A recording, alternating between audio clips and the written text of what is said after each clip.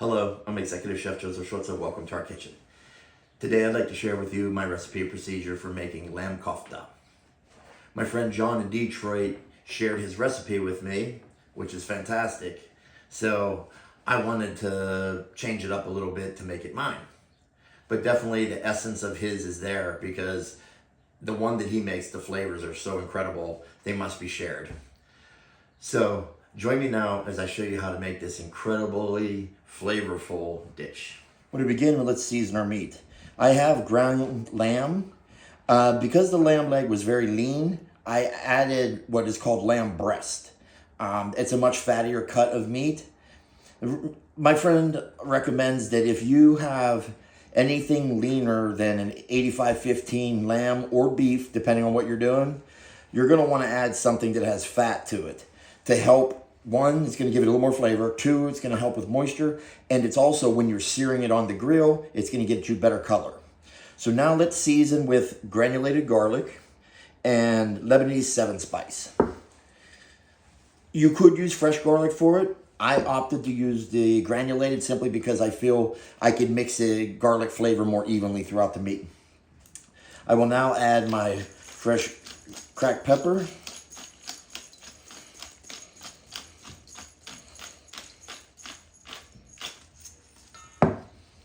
We will add some kosher salt. I will add Hungarian paprika.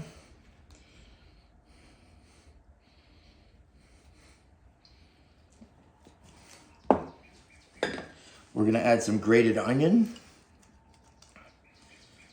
And now I will add yogurt. Yogurt is going to do a couple things for us. One, it's going to help with moisture. And number two, it's also going to help with tenderization of the meat. Tenderization should not be an issue as the meat is ground, but any little bit of it can help. And now let's go ahead and mix it very well. Now that we got it mixed, oh my, that 7-spice is incredible smelling. So now we're going to set this off to the side, and we're going to go ahead and shape them on the skewers. Oh my God, I cannot believe this. I almost forgot the herbs. So we're going to add fresh chopped parsley and fresh mint. Equal portions, equal amounts. Now we'll go ahead and fold this in. That'd been catastrophic if I would have forgotten to put this in here. The mint just makes it feel so light and aromatic along with those spices. It's fantastic, and oh, I don't know what I've done myself. All right, now that we're mixed up, all mixed, ready to go, we are now ready to skewer our meat. So now, what I do is I take my total weight and then I will portion them. So I have my skewer ready to go. I kind of line it up on some parchment or plastic wrap would work. Let's go ahead and stretch out our meat like so. And what I want to do is take my skewer and I'm going to press it down through kind of 50% of the way. And then what I'm going to do is I'm going to close it up and then roll it almost like it's sushi. Like so.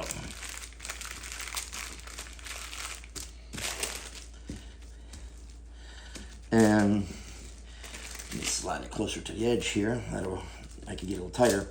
Be certain to wrap it fairly tight.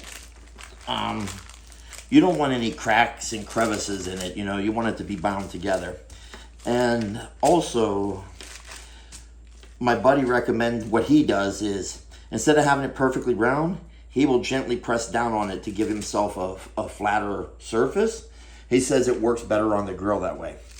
So now, after we got our shaped and on the skewer, let's go ahead and set it on a sheet pan lined with parchment paper.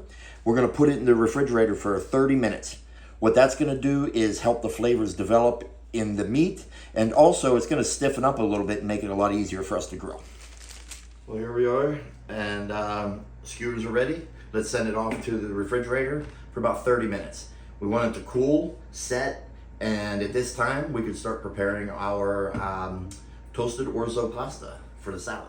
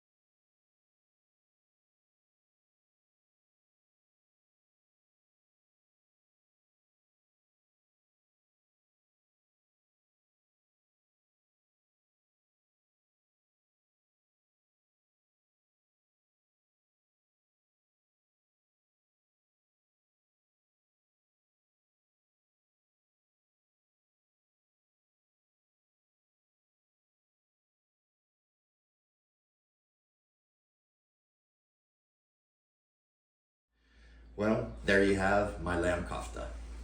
Such a fun dish, easy dish, and all the smells are so incredible with that 7 spice. Just, oh, you didn't want to leave the grill. It was so good.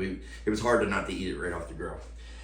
I served mine with a Orzo Pasta salad with the herbs and the vegetables. It's kind of like a little twist on a tabbouleh. Instead of using bulgur wheat, I figured do a toasted pasta.